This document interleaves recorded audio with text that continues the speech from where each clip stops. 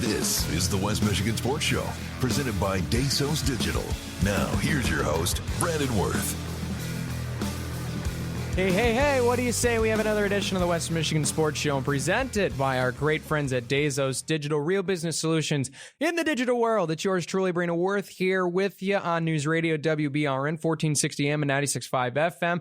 Thank you all for tuning in. We have a great show in store for you today. We're going to keep you on your toes a little bit. We're going to do a flip-flop. We're going to start with our topic of the day, which was a very, very good one. You guys seem to be enjoying these series of some things that can help improve high school sports. So I'm going to keep with it based on the interest. And obviously, we'll get into those interviews and a lot of those things. I have to be very transparent and upfront with you guys. The schedule has gotten super busy for me, especially here at the station and some of my other jobs as well.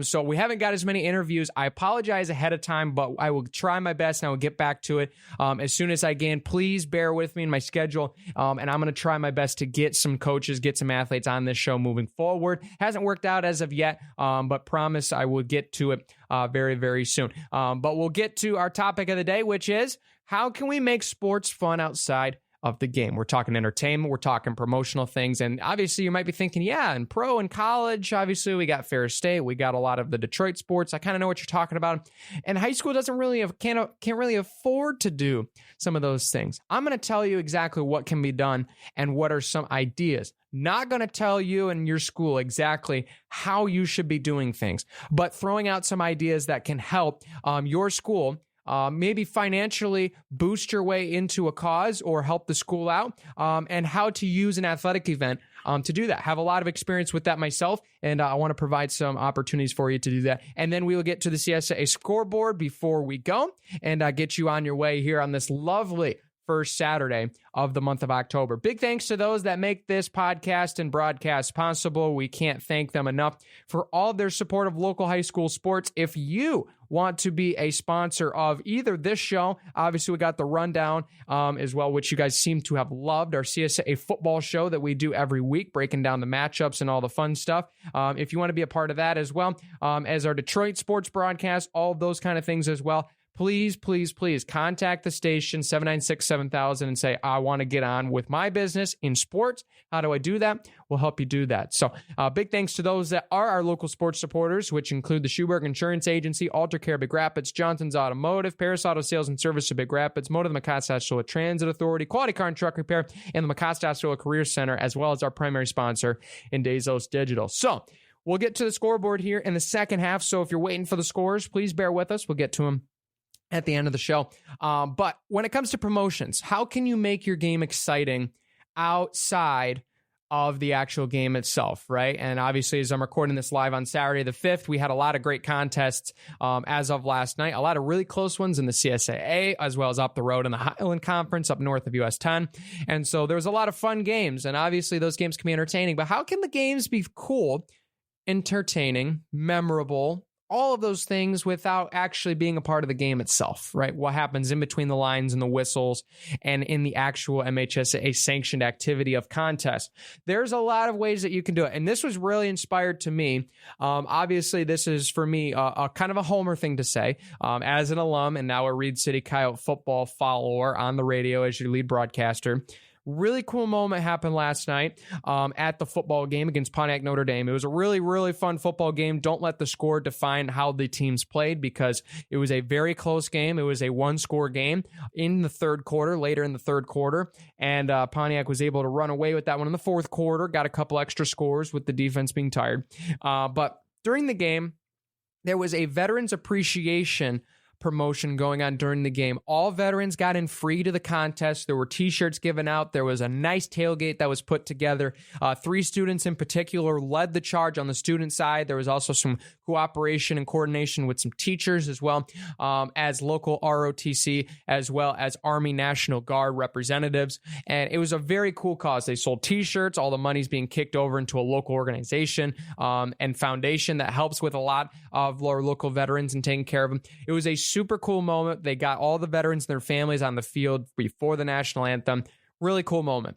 I love this. I wish every school had the ability to do this. Obviously, I know that that is not the case, but there are more ways that you can help support your local athletic programs, support local causes that can really be inspiring with the event outside of the event within the event, even as well, on both sides of it, right? What can you do within the game itself, and what can you do outside of the game itself? And so one of the number one things, and obviously this is a very costly one, so it's understandable if this is not able to be done, but having special uniforms made for the cause is a super, super cool event. And many of the times when you have, whether it might be cancer awareness, right? A lot of teams wearing the pink, which we've seen, veterans appreciation. A lot of teams have actually done this where they'll wear special camouflage colored uniforms, which is always cool.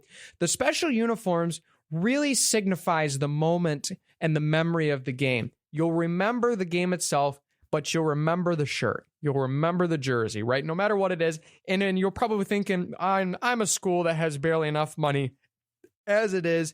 I don't want to have to buy another jersey, and we can't afford to buy another jersey. I understand that. Maybe it's just a special shirt as a warm-up, signifying the event, right?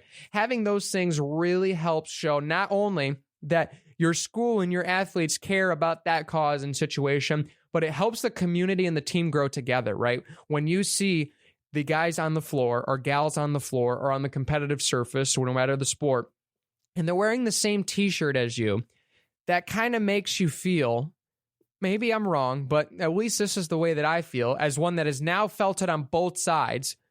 If you have these student athletes in the same shirt as you for the same cause, it's a uniting feeling.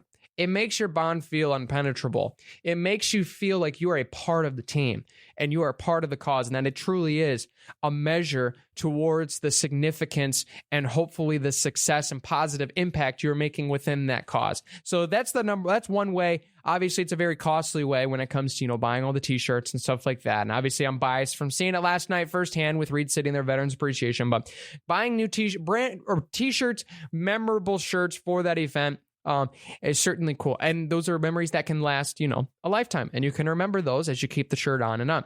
The second thing that can be done, obviously fans love this, is you got giveaways, right? You have raffles, and that brings some excitement and some anxiety and a lot of looking forward. Sometimes people will look forward to the raffle more than the game itself. If that's your deal and you want to win money, hey, money's got to come in and you want some green. I understand that. So, but when you look at those things, a lot of the fans and a lot of these people that go to the games, they're obviously supportive of the team. If they weren't, why'd they be sitting in that seat?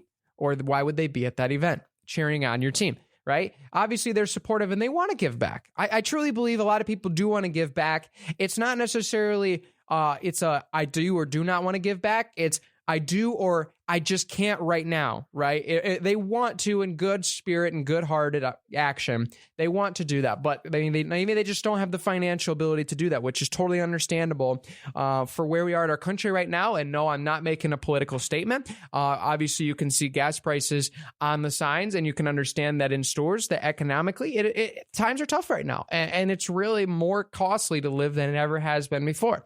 Hear me again. I'm not making a political statement. I'm just saying I know, as one that's a college student right now, as one that has paid rent, one that has been paying tuition, that has been continually going up. Guys and gals my age who are young adults, the young parents, they can understand, and this goes for everybody. They can understand that. So that's not the point. The point is, when you have those giveaway opportunities for people to give back towards the team, right? And you obviously have these raffles and you have these things that you can win. It obviously is a lot to put together, right? When it comes to doing a silent auction, some of those things, but it can be as simple as a bake sale. It can be as simple as a bake sale where you have items brought in.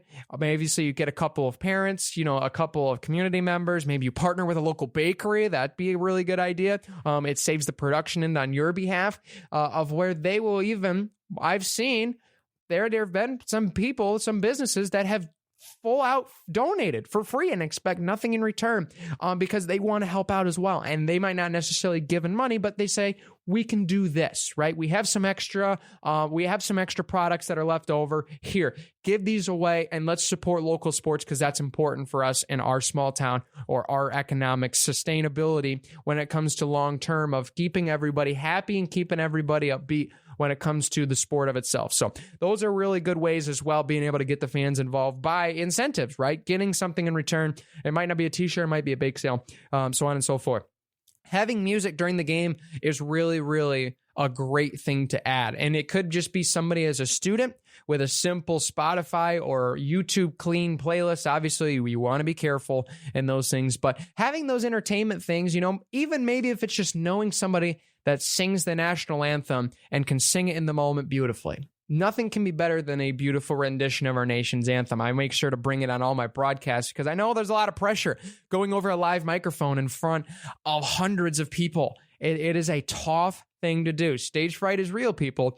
But having that in your game, it just makes it more special than simply a play button on a laptop. It really does bring within and brings the ability to get that human-esque of the experience together, and that it's not just necessarily all made and automated and just kind of moved on as it is. So having the music in there, having some entertainment, obviously at halftime is a really cool addition too, whether you bring the young kids on the court. I really love that in basketball personally, where you get to watch the young kids play, because obviously that incentivizes the parents to come watch the game because their kids playing at halftime. So obviously we got to be there before and after. So let's watch the game too, right? And so bringing out the young next generation, people want to see that. They want to see those young kids. They want to see the smiles on their faces, being able to play on the big stage. It's a really cool part of it. So having those things, obviously having some promotional things at halftime is a really important part. And doing them all for a good cause is a super, super cool part about it. So those are just some ideas. Hopefully that it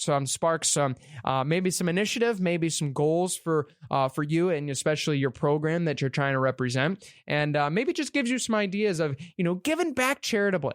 And sports can be a great market and avenue to do that. We're going to take a break, pay some bills. We'll be right back after these words right here on News Radio, WBRN.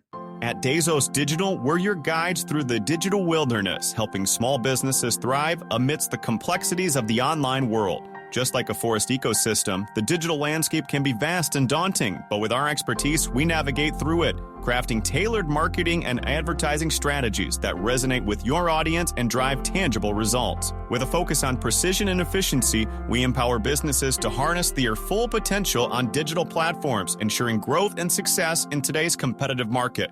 Want more? Find out more at DazosDigital.com. Welcome back here to the West Michigan Sports Show, presented by our great friends at Dazos Digital. It's time to get into their local sports scoreboard editorial style. We got all of our completed contests here on the board, and we'll get them for you or from over this past week. So we will start all the way back on September 27th. We obviously have some football action to recap for you. Big Rapids 1-0 over Grant. Central Montcalm 22-9 over Berrien Springs. Tri-County 40-22 against Kent City. Lakeview over Molly Stanwood 28-8. Reed City over Newaygo 63-37. And Chip Hills wins at White Cloud 62-24. We also had soccer. Hart over Tri-County 2-0. Now to this new scores that we have for you. Starting on Saturday, September 28th, we have some volleyball action that was in tournament. Now that we can bring it to you. Kent City falls in 4 matches on the day. They lose to Beale City 2-0. Gladwin 2-1. They lose to Shepherd 2-0 and TC West 2-0. Those are final scores there in volleyball. Grant also comes up empty against Lake Odessa Lakewood, Midland Dow, and Otsego 3-0, 2-0, and 3-0 respectively.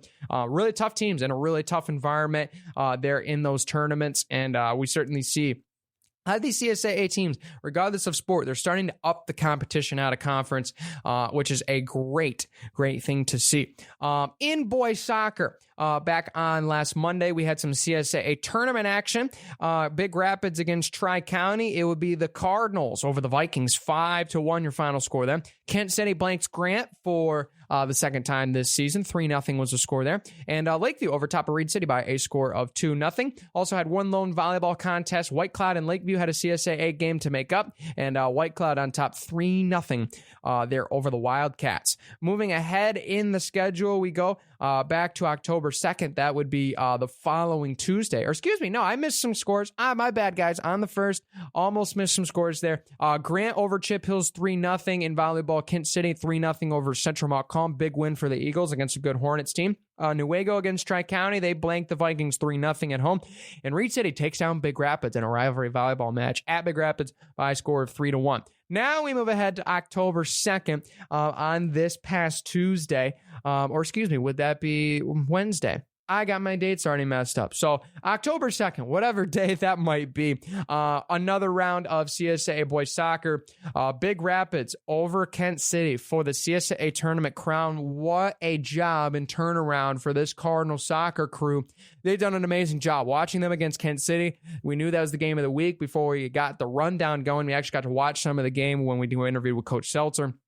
Big Rapids is a gritty team. They're a gritty team. And Kent City obviously was coming in. Media polls, coaches polls. I'm sure if we aired them, they would be right there at the top with Kent City at the top of the pedestal team to beat. And Big Rapids was able to do it with a new coach in their first season. That's a pretty impressive feat. Congrats to that team. And a really, really good season. And still a great season for Kent City nonetheless. They're going to be a team to be reckoned with in the postseason. Tri-County over Grant in a big win for the Vikings, 2-1, the final score there. And Newaygo takes down Lakeview, 5-1. In those consolation matches there in the tournament play. Volleyball non-conference action for Big Rapids. They took on Fremont and Fruitport. They come up empty against both teams, 2-1 and 2-0 the score there. Also have some volleyball from October 3rd, which now I'm going to look at the calendar correctly, identify that was Thursday, so the second would have been a Wednesday. That would be Pine River over Lakeview 3-0, so a win for the Bucks over the Wildcats. McBain takes down Morley Stanwood 3-0, a really big win there in volleyball. And White Cloud takes down the Holton Red Devils, a former CSAA foe, 3-0, your final score in that one. That leads us to the main event, football from last night. If you're just tuning in live with us, trying to get some scores for you. Big Rapids over Tri-County. Cardinals hold their destiny. They stay atop of the CSAA tables, 48-12. They're in Howard City. Big win for the Cardinals. They just win one more, and they are cruising for a second straight CSAA championship. Central Montcalm takes down Kent City, 36-8, and obviously if Central Montcalm is able to win the rest, they will be hoisting a CSAA white championship at the end of the year in the regular season. How about the Grant Tigers? Not able to field the team last week, but they did this week, and not only that, they get a victory against Lakeview by a score of 27-6. Morley Stanwood against White Cloud. This one needed a fifth quarter to finish in overtime. Morley Stanwood walks it off with a game-winning touchdown. They win 18-12. Big win for the Mohawks on the road at White Cloud. Newaygo against Chip Hills. This game was closer than many anticipated. Newaygo's obviously pretty banged up right now with injuries, but they're still able to get the job done against the Warriors. 27-16 the final score there. And from Reed City against Pontiac Notre Dame Prep, the number one team in Division 5. Reed City plays a tough, gritty football game. They hold with Notre Dame for 2.5 to 3 quarters, but they fall in the fourth quarter, and the Irish continue to pile on the TDs to make it a 57-26 final scoreline after the 4 quarters. Also had some soccer to report. Buckley against Reed City. Final score 3-1 in favor of the Buckley Bears, and Kent City takes down the Spartans of Sparta by a really defensive score of 1-0. So there you go. We also have some exciting cross country to break down for you. Of course, I know you guys probably are like, oh, Brandon's in his element again. He's talking about cross country.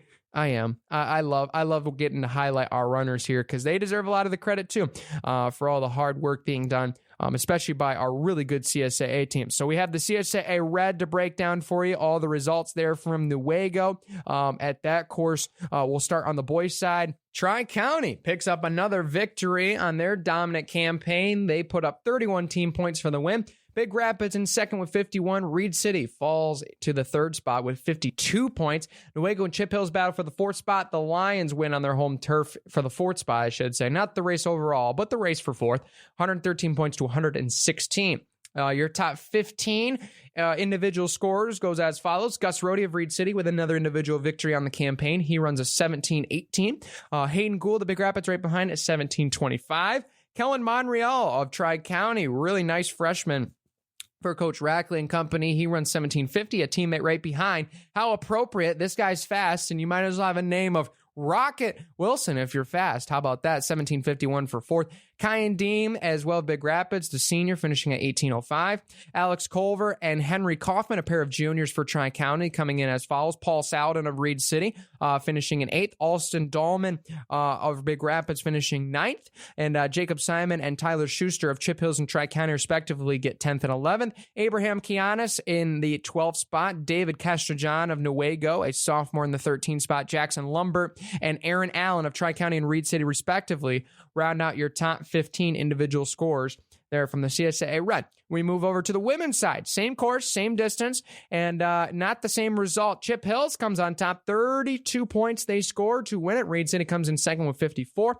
Newaygo on home soil, 74 points, 86 for the Tri-County Vikings, and 119 for the Big Rapids girls team. Laura Castrojohn of Newaygo is your individual winner for the Lions. Congratulations to Laura. I believe that's her first win of the season in conference running. So she finishes first. Quinn Hatfield of Chip Hills follows up in second. Dory Simon of Chip Hills, her teammate as a freshman, finishes third.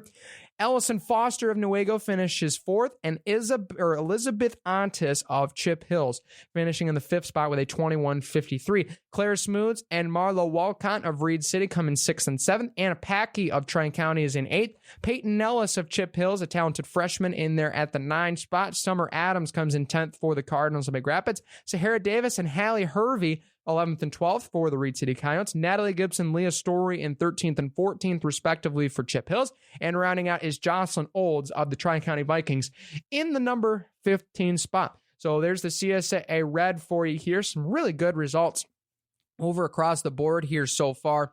And it's really fun to see now the extra element that's involved now that we have the CSAA Red and the CSAA White kind of developed, and that's really divided, literally and figuratively, the style of running a lot of these teams are putting together. We also got the CSAA White Jamboree for you here on the other side here real quick before you go. On the men's side, this race was held at Molly Stanwood, a fairly new course there in the home of the Mohawks. It would be the Montcalm Hornets, 24 points. They get the first spot. White Cloud, Kent City in second and third, respectively. Lakeview in fourth and Molly Stanwood in fifth.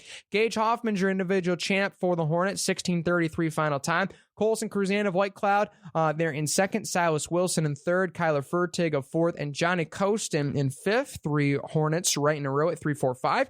Caleb Canning of White Cloud, a senior, is in sixth. Cooper Tiffany of Lakeview is in seventh. Brandon McCullough in eighth for Kent City, as well as his teammates Fernando Diaz Guzman and Gage Stray, also Eagles, in 9th and 10th. Evan Ralston of Central Montcalm in 11th. Lawton Scarlett, what a name that is, a freshman for Lakeview, finishing in 12th. Wyatt Carnes in 13th for White Cloud. His teammate Angelo Hinson right behind in 14th. And John Nielsen running a 19:36 for Molly Stanwood in the 15th position. So there you have it on the boys' side. And we move over to the girls' side. And it might be different. It might be a different set of athletes, but it's the same result. Another Hornet win. They get 26 points to win it. Kent City and Lakeview, second and third, respectively, in the team scoring categories.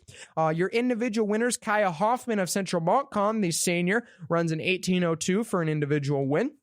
Lila Volkers of Kent City comes in second, as well as Cameron Soliday, the talented sophomore from Lakeview, in third. Ashley Chapanis of Central Montcalm in fourth. Eliana Max, the freshman of Kent City, with a winner. And actually on athletic.net, she got a comment for good job with a PR, so congratulations to her. I had to mention that. It's right in front of my face. It popped up, so I figured, hey, Eliana, great job. Good job with the PR. A lot of PRs across the board as well for all of our athletes. Grace Costin, Andrea Ralston, Logan Tristad, and Braylon Bunting, 4 straight Hornets, 6, 7, 8, 9. What a talented group Central Montcalm's going to have this year. Alicia Isquivel of Kent City in 10th.